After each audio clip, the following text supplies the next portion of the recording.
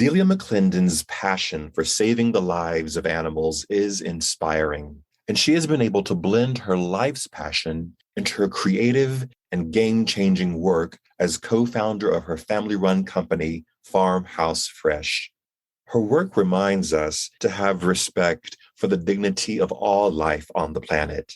She teaches us that in order to live with passion and authenticity, we must ask ourselves the questions: what do we have a living, breathing passion for? And what makes us light up on the inside? And then we must do the right thing. Because, as Delia says, when we're doing the right thing, when we're doing what we should be doing, it works, and the universe opens doors. Hello, and welcome to another installment of At the Podium with me, Patrick Huey. At the Podium is a platform where we will learn from people who come from different walks of life, careers, and experiences, but all share one thing in common. They have stepped fully into the transformative power of saying yes to the unexpected turns of their lives, and they are now using the power of their voice, or podium, to make an impact on the world we live in today. At the Podium is the intersection of art, culture, and big thoughts wrapped up in good, old-fashioned conversation. Today, I'm thrilled and humbled to share the podium with Delia McLinden. From a young age, Delia has been a lover and advocate for animals of all kinds. At the age of 12, after months of saving her money for a coveted big trampoline for the backyard, she instead decided to donate the money to a local no-kill animal rescue and held her 12th birthday at that animal sanctuary. Delia is the co-founder and vice president of sales and business development of the Texas-based bath and body company Farmhouse Fresh, bringing the company's "We Grow So Your Skin Glows" farm to treatment products to resorts and spas from Dallas to Dubai. Previously, Delia was part of the Target corporate communications team in Minneapolis, Minnesota, and she also worked with Weber Shandwick Public Relations. Delia's main personal pastime and passion is dog rescue. After being active in dog volunteer activities for more than 20 years, Delia founded a 501c3 nonprofit organization called Archangel Animal Network. She founded it because she feels strongly that rescue transport is a way to make an impactful difference in reducing the number of animals euthanized in shelters in the South.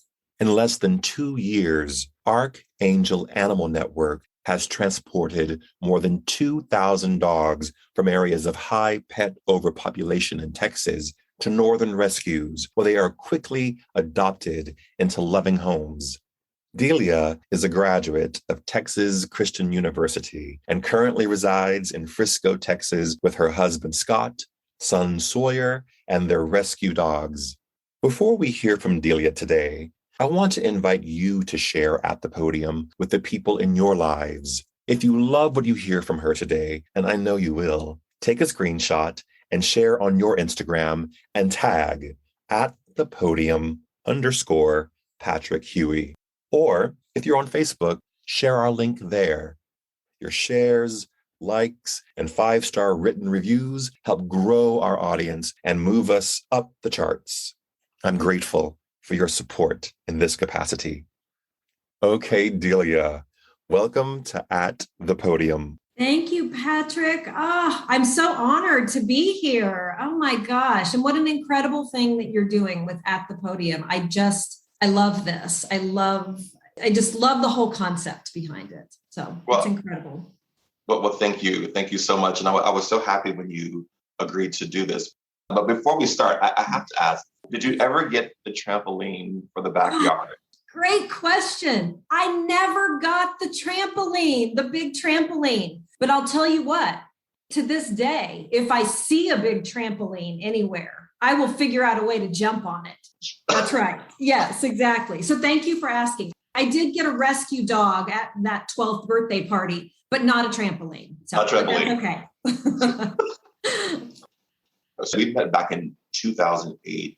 But I never knew back then how deep your love of animals really went. So where did this profound love of animals come from? It isn't a hobby. It's a core mission, a value of who you are. It definitely started from a very young age. It's born really of a need. At a young age, I was exposed to, we had rescue animals growing up. I grew up in Oklahoma, the South, and realizing that there is such a need out there for people to speak for those who can't speak for themselves. Growing up, I didn't have siblings. I had two brothers who died when I was younger. So really, my animals were kind of my siblings. And from a very young age, I realized that, gosh, there are so many organizations out there for if people want help. If people are having issues in their life, or they're homeless, or they have addiction, or, whatever issue, there are resources out there, but animals don't have that. And so that really was instilled in me from a very young age and sparked something that I knew I had to build growing up and through my adulthood. It's interesting because in your bio, we talk about part of the mission of your 501c3 is to take animals from the South and relocate them to northern cities.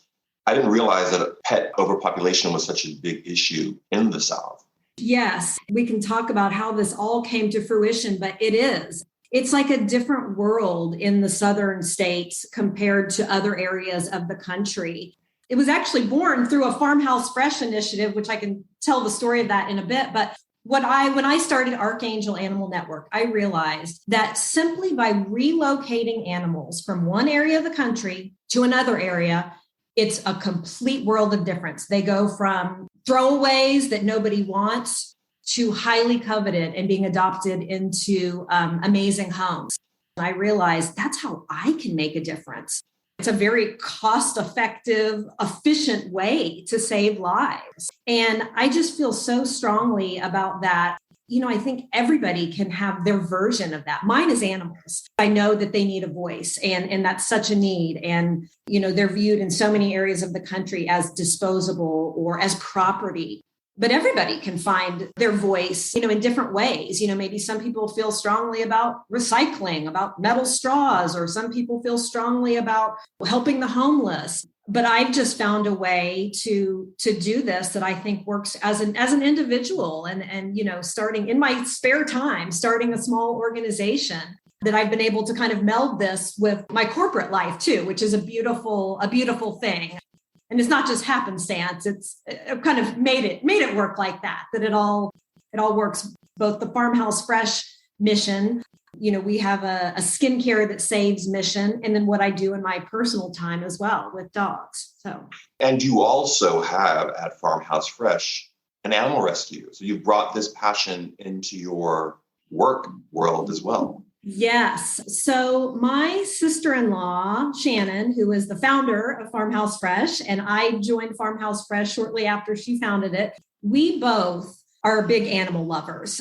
Sometimes we say that we like animals more than some of the people we've met. I think we could all say that, but we realized that from, the very beginning of founding Farmhouse Fresh. And we said in the formative years, okay, this is something that we want to build on. And we know that we want a portion of all of our profits to go to animal rescue. And so before we even had our Farmhouse Fresh corporate headquarters, we were building that and saying, okay, how can we make this bigger? And so that was the formation of Farmhouse Fresh. And we said, okay, someday we're going to have a sanctuary where we can rescue.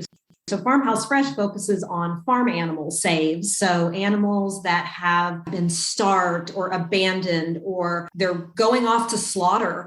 These amazing animals who are incredible, but they just need a second chance. And so, so at Farmhouse Fresh right now, we have 35 rescue animals at our corporate headquarters that our employees take care of. And their stories are just unbelievable. And what we say at Farmhouse Fresh is that our customers, our wholesale accounts, you become donkey rescuers, because not everybody has the ability to rescue a donkey or a draft horse who's been abused. You might live in a high rise in Manhattan and you can't do that, but you can certainly buy a product that supports that. And that's such a powerful thing. the fact that we can all be a part of a solution. And for us, it's animal rescue. You have to buy facial cleanser or soap anyways. Why not buy something that saves a life? So we feel so strongly about that. I've had the pleasure of visiting your farmhouse headquarters up in northern Texas. And the work that you're doing with animal rescue, in addition to the work around the product line, it's phenomenal. What I really loved about actually seeing it was that you brought mission to work. And oftentimes I think people separate that for themselves. Part of what I want people to learn coming to this podcast is that your mission and your work can come together and create a really beautiful result, but also add so much meaning to your life. And when you talk about it, I hear that the meaning for you in this is quite profound. Yes, absolutely. You touched on such a powerful thing. They don't have to be separate, your work and your mission. We've found a way through Farmhouse Fresh to do that. Yeah, to bring it all together. And it works. And, what we found, we feel so passionate about something. Surely if we feel that passionate, others feel passionate too about that same cause or maybe other causes, but they're going to relate to that. So we need to live that authenticity. At Farmhouse Fresh, we've never been anything but exactly who we are. And I think that's why it works. We have said from the very beginning, okay, we want to, use fresh ingredients and make great products. And we want those products to go towards something bigger, towards saving lives. I think in the beginning, we were maybe a little hesitant to share that, with our spa accounts and the world, because we're like, how are people going to relate to this? Will they get it? Will they understand? Shea butters save donkeys or, support other initiatives. And they did, I think, because we were so authentic about it. And we were saying, this is why we're doing what we're doing. So people got it and it's grown. And, when you're doing the right thing, when you're doing what you should be doing, it works. And the universe opens doors. And look, I'm tearing up. I'm glad this is a podcast, but it truly is. And things work how they should. Not that, that doesn't mean it's easy all the time. It's a lot of hard work and a lot of persistence. But yeah, when you're doing what you should be, it's amazing how things kind of fall into place.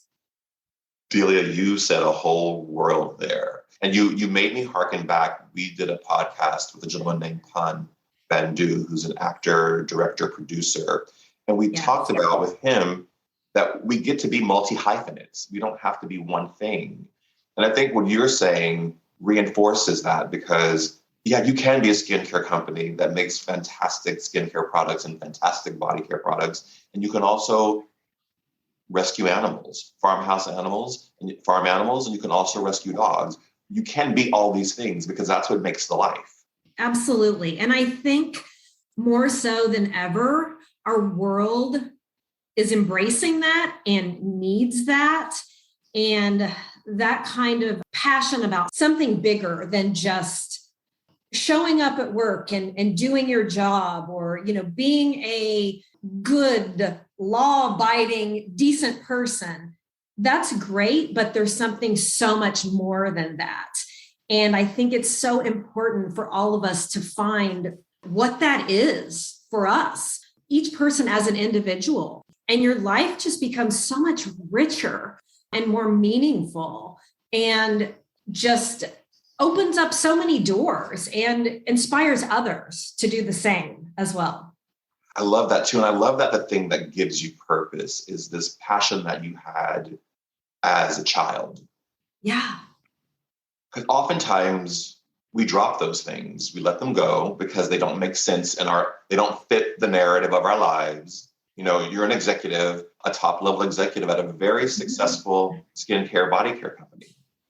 How does a dog rescue fit into that? And yet it does.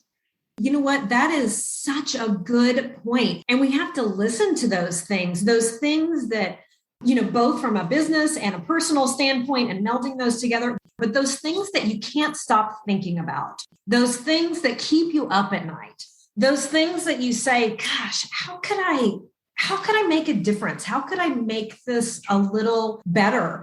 We shouldn't squash those. we need to explore those and really bring those to fruition, whether it's, something like you said that, I knew as a child, or something that, comes to us as an adult through different experiences. One of the things that I see a lot in, my social media posts, with a lot of the animal rescue work that I do, a lot of people who say, oh my gosh, somebody should do something. Somebody needs to do something about this. Okay. That both drives me insane. That's nails on a chalkboard to me, but it's also, let's flip it, to a positive spin. We're all somebody. You're somebody. I'm somebody. Everybody's somebody. Okay. Somebody needs to do something. That somebody can be me. That somebody can be you.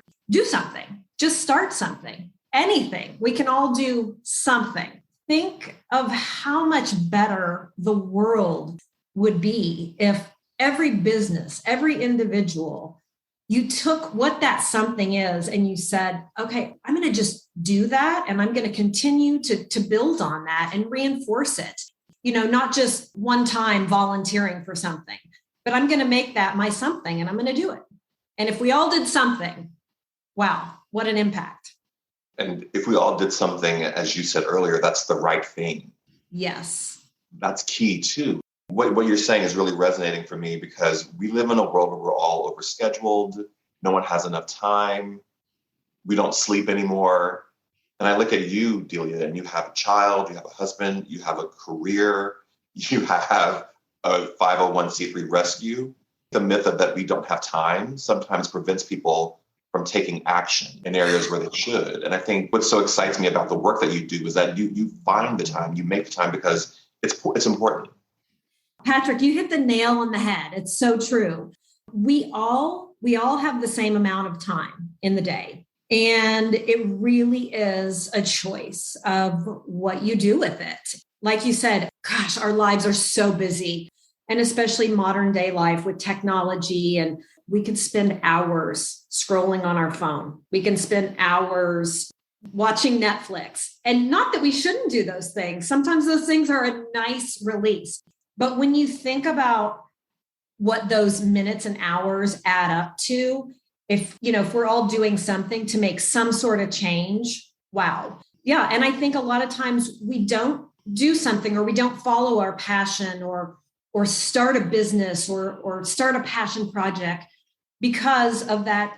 One, it's fear, or it's, oh gosh, I'll do this when the time is right, or when I have time. You'll never have time. We're all running out of time. And the time will never be perfect, ever, ever, ever. I think just with anything that you feel passionate about, you just have to start just bit by bit. One lesson that I took away from this COVID time has been that time is not on our side, and we don't have it in abundance. So those things that you want to do, you better do it. Absolutely. And start now. Start now. I want to know where this, I know you as Delia, the business person. Yeah. I want to know where this all came from, this worldview that you have articulated so beautifully. Where did that come from?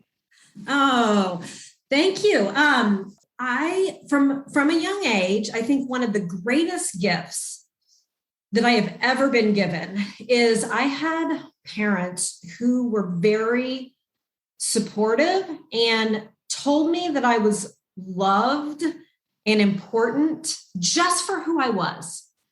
Whatever it is I decided to do or be in life, they said, that's who you are. You're amazing just how you are. And I am so lucky to have that, because so many people do not have that. And I have a lot of friends, and I know a lot of people who didn't have that instilled in them at a young age, that we're all unique creatures, and whoever we are, that's okay. You don't have to be, a lawyer or a doctor or to be successful. I've also, had the good fortune to come in contact with a lot of amazing people in my life. And I think it's so important to be curious and to ask questions. And like you're doing now, hearing people's stories. Oh my gosh, if we listen, we can just learn so much from people. And a lot of times, especially in business, we don't take the time to hear the stories and what makes people who they are. And that's so much of it. So yeah, I don't even know if that answered the question, but a little bit. It does. Yeah. It does. And I want to know, you and I both share an interest in journalism. We've talked about that before. And you studied that at Texas Christian University. So how did you make that transition from, did you think you were going to be a reporter, a news anchor, or how did that start? And then how did that transition happen for you? Great question. Oh gosh. Who even knows what they want to be and do when they're 18, 19, 20 years old? Except for you. You've always had the leaning towards the thespian, effect. In college, I resonated towards a major strictly because of the professors. I loved the progressive thinking and the ideas and how they presented things. And that's sort of why I named my major in college what I did. There was never a light bulb moment saying, okay, I'm not going to, pursue journalism, or I'm not going to do this. I really followed intuition in terms of, okay, this feels like the right move for me in terms of a job. I'm going to do this. And in my early days, I jumped around a lot in terms of jobs and careers. But when I look back, that was the most valuable thing that I could have done. Every single experience teaches you something, whether it's what you like, what you don't like, the type of people you want to be with, what lights your fire, like, oh my gosh, I come alive when I'm doing this, or, oh my gosh, I could never do that for 8 hours a day. This kills me. So I think that's how I ended up where I am is a series of just saying, okay, this feels right. And okay, I'm moving on from this, and it's time for me to experience something different. I think because we're all kind of numbed by our cell phones and social media, we stop being able to listen to those whispers inside of us until they usually become tons of bricks that fall on us. Yes. Or a mallet over the head. Yes. Yeah. I love that you have this very intuitive understanding of what is right for you. That's the voice internally that we need to key into, that we know sometimes we know what these answers are. Oh, you're exactly right. Well, and I think sometimes, our intuition doesn't come to us. I've learned so much over the years about, I've done a lot of things that, quote unquote, I thought I should do. There was a little bit of a nagging, like, this doesn't feel right, but it looks right on paper, so I should do that. Inevitably, those are always the shoulds are the wrong things, typically. Those are the outside voices, or this looks like it would be the right step, or gosh, I've done this for so long, I guess I should just keep doing it, those sorts of things. But that's not what we should necessarily. We have to listen, like you said, to the whisper or the clanging gong in some cases. I want to talk to you about business, because we established earlier that you have a very successful business that you started from scratch. Many people listening may have the desire to open a business. And I wanted to ask you just some questions around that. How do you even go about beginning that process? That's a great question. I think it goes back to what we talked about earlier. It's like, okay, what is that thing that you're passionate about, that you can't stop thinking about, that you're always saying, okay, gosh, this is what I want to do, or, oh, I've found a better way. I think I could do this better, or I think I could do this in a more unique way. So many businesses fail just because maybe there's a good idea, but that continued passion and persistence isn't there, to sustain the business through all of the ups and downs. So I think it's just, like we talked about before, just starting. Literally, it's, if someone wants to start a business, whether it's a business or a service, just take the first step. Buy that domain name, write out the business plan, schedule a call with someone in the industry to talk about it. So often we don't do anything because it just seems so daunting. And back to the whole idea of I'll do it when I have the time. There's never the right time. So you just have to start one step at a time. The simple answer. Keep it simple. Take the first step. Pick up the phone. Yeah. I mean, the basic stuff. Yeah.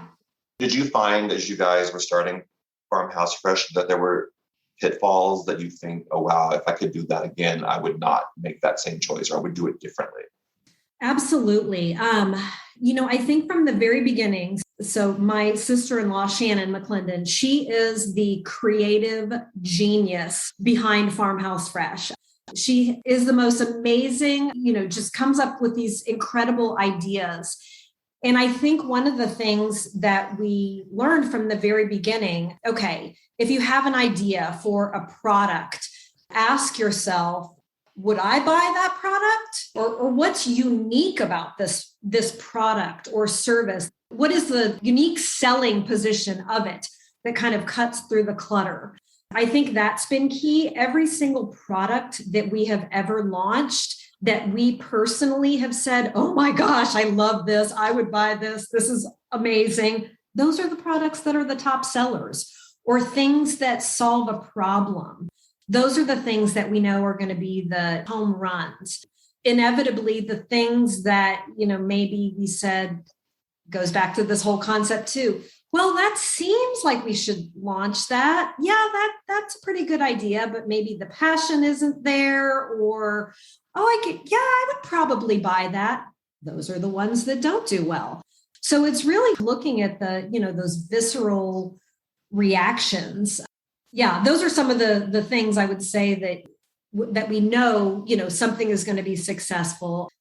The pitfalls, my gosh, the pitfalls along the way, I think, gosh, these things go back to all the same concept, don't they? I was going to say listening to your intuition, and whether that's about people or an event or a trade show or a, opportunity to put our products, if something just kind of nags at you, like, oh, well, let's see how this goes. I don't know. Normally those are the wrong decisions. So we've definitely learned along the way and have corrected course. And I think that's a very important thing to know, to figure out what works and then quickly correct course quickly.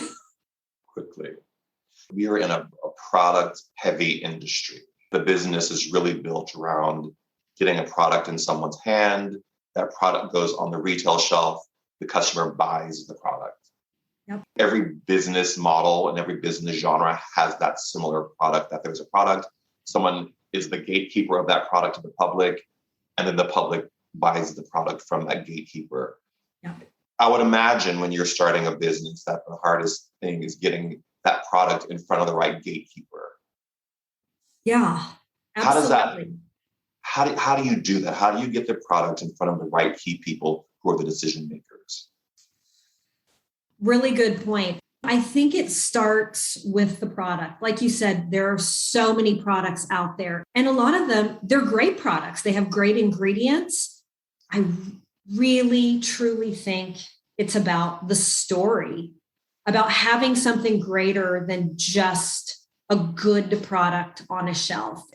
The way that I think that we've been able to resonate and get our product in the hands of, some important decision makers, or just even starting to work with you so many years ago at, amazing, resorts and properties. It's taking someone that's like, wow, okay, this isn't just a product. There's a mission behind it. There's a story behind it. There's something bigger than just that body scrub or shea butter. And that's, coming full circle to all of this, we have a choice in what we can buy. So if you can have a story and having your product and your company contribute to something a little bit more than just the sale of that product, that's so impactful. And I think resonates with businesses, with consumers, and really keeps the product around.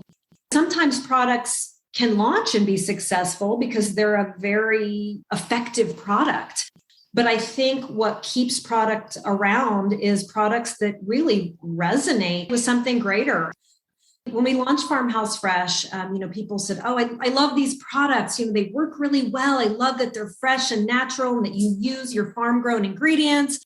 Gosh, I've always loved your products. Now that I know that you have a mission and that you save animals and save lives, now I'm a fan for life. Or now I'm a business who's going to keep ordering your products because that's something I want to support. But I think that's, at least in our experience, that is what has really gotten us into doors and kept us indoors. I remember meeting you in 2008, and it was the first time I interacted with the products. They brought me so much joy. The names. Joy, yes. The aromas of the products were it just drew me in. To your point, there was so much about just the packaging and the ingredients. And you guys were ahead of the curve on gluten-free products and vegan products. Yeah. Because at that time, people really were just putting their toes in the water of that. And then, of course, when we found out about the farm animal rescue, it only drove it home. There's just something about the product that brought me joy. I think lots of consumers shop like that too. Like, what makes me happy when I buy it? That is so true. That is so true. And it's so, to your point, fluffy bunny shea butter. Who doesn't want to put on the softest, fluffiest, yummiest fluffy bunny shea butter? So yes, that's one of our top sellers. And we're like, that works. So let's keep doing things like this. And it's like, you can have an effective product, things that really work, but at the same time, do bring you a little bit of everyday joy by the scent or the packaging, or it evokes something nostalgic. And we all need a little bit more of that in our lives. What has been the biggest leap of faith in your career so far? The biggest leap of faith, I think, was coming to Farmhouse Fresh. Everybody says a family-owned business, gosh, that's that could be a recipe for disaster. So my sister-in-law, Shannon, started Farmhouse Fresh. It was she and it was somebody else. And I was working at Target corporate in Minneapolis. I had a great job, was working with all of the Target Corporation executives on speeches and new property development and, all the corporate messaging. And it was amazing. I mean, it was great experience and what an incredible business model. But there was something in me that just at the end of the day was like, gosh, something isn't fulfilled. And my sister-in-law at the time, she was starting to build Farmhouse Fresh. And I said to her, if you ever need someone to help build the business, I would love to do this. There is something so special here. And we had a conversation about it. And she said, I really want to try to get into the spa industry. I really want to, that's an area that I want to build. And I just lit up and I was like, that sounds amazing. And I think at that moment, I told my husband, who is Shannon's brother, I said, I really want to work for Farmhouse Fresh. And he said, this is a terrible idea. You should never work with family. Oh my gosh, it's going to be terrible. Okay, he now works for the company too. Yeah, that was the biggest leap of faith. People saying, wait, you're leaving Target corporate, to go to a company. What do they make? Heel glaze, scrubs? I was like, yeah, I feel like I have to. And that was the biggest leap of faith, but it was also something very easy because it just felt right. And again, goes back to, if you're doing the right thing, it will work. Doors will open. Other people will get it.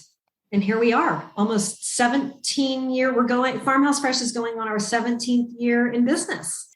And we work with over 4,000 different locations all over. Thriving animal sanctuary, and we are buying more land so we can rescue more animals, and it's just amazing. So, can you tell us what the Archangel Animal Network means to you? Yes, absolutely. So, Archangel Animal Network, you alluded it when you gave my beautiful, eloquent introduction. So I've been involved in dog rescue for a very long time. Just done this in my spare time. In 2017, when I was working at Farmhouse Fresh, Farmhouse Fresh supports a lot of animal rescue initiatives other than just the farm animal sanctuary. So 2017 was Hurricane Harvey, and Farmhouse Fresh came up with an idea. Instead of gifts for our accounts, the holiday, we're going to sponsor an initiative. We kept seeing through the hurricane all of these displaced animals that were being left. They were in shelters, and these floodwaters were rising, and animals needed rescue. So long story short, Farmhouse Fresh sponsored an initiative, and I put it together, in which we did a very large scale rescue, in which we relocated animals that had been abandoned during the hurricane. We relocated them to rescues in Minnesota. These animals, and many of them were in very rough shape. Once they got to their new location, they were adopted immediately. So this was a Farmhouse Fresh initiative. And, we said, this is what we're doing. We're putting our money, things that we would have bought, chocolates or whoopie pies for our accounts. We're putting it towards this animal rescue initiative. This sparked something in me personally, saying, wait a second. Why can't I do this on a regular basis? If we did this transport, of 70 plus animals in one weekend, and they all got up north and they were adopted into these amazing loving homes, why can't we do this every single month? So that's how Archangel Animal Network all started for me personally. I took something that we did as an initiative, and I said, I'm going to start doing this every month. And now it's every week. And to me, just the idea of doing something, starting with a pretty simple concept of saying, okay, if we can just get these animals who otherwise would be euthanized in a shelter, they've been abandoned, they're unwanted in Texas. If we can get them to areas of the country which they are wanted, there are waiting lists to adopt dogs. How simple is that? I mean, it's not as simple as it sounds, but yeah, so that's where it was born. And that was I am someone who can make a difference on a regular basis. And yesterday we did an Archangel Animal Network transport, and it marked 2,022 dogs transported in less than 2 years. So, I mean, Delia. Fighting, yes. Oh, amazing. Yes. So. Oh my gosh. So much of what you said today has really just resonated with me. I think passion, purpose, being integrated into whatever decisions we make is key. It's key. Absolutely. It is. And thank you for bringing forth At the Podium so people can tell these stories and talk about their experience. And my hope is, just with all these amazing people that you're talking with, is that it sparks something in other people to say, like, wow, that person did that. Oh, I can do that. I feel passionate about that. It keeps sparking that, and it's contagious. And what an amazing world it would be if we all did something. Delia, you put the perfect button on it. Thank you. Thank you for saying that. I do hope we spark some goodness and some light in the world right now, because we need it. We really do. I want to thank you so much for your time today and your willingness to share your voice and wisdom with us. I am eternally grateful. Thank you. Oh, thank you, Patrick. And thank you for your friendship and your vision over the years, and for all that you do. This is awesome. Thank you for the time. Thank you. And to those of you watching and listening, remember, we all have a voice. Use yours wisely.